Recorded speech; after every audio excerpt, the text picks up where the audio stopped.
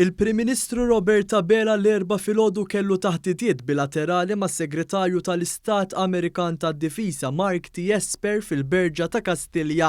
Matul din il-laqgħa l-Prim Ministru Bela u s-Segretarju tal-Istat Amerikan iddiskutew għadd ta' kwistjonijiet fosthom ir-relazzjonijiet bilaterali u kif din ir-relazzjoni tista' tkompli tissaħħaħ.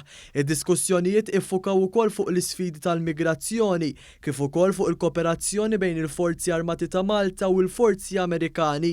Fil-laqgħa ħareġ kif il-Forzi Armati tal-Istati Uniti se tipprovdi taħriġ formattiv u tekniku lis-suldati Maltin, apparti li jassistu lil Malta fil-militar fejn hemm relazzjonijiet mill-aqwa bejn iż-żewġ naħat. L-Amerikani jassistu ħafna lill-Armata Maltija f'taħriġ professjonali tas-suldati Maltin fl-oqsma kollha, inkluż fit-taqsima l-operazzjoni speċjali.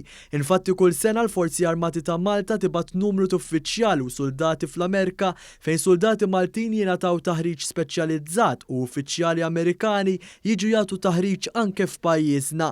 Għal dawn id-diskussjonijiet kien hemm preżenti wkoll il-Ministru għall-Affarijiet Barranin Evarist Bartolo u l-Ministru għall-Intern Byron Camilleri.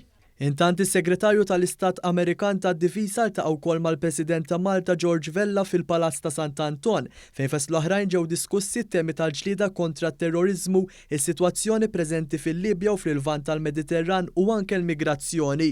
Fil-laqgħa l-President Vella enfasizza l-importanza tas-sigurtà u l-istabbiltà fil-Mediterran.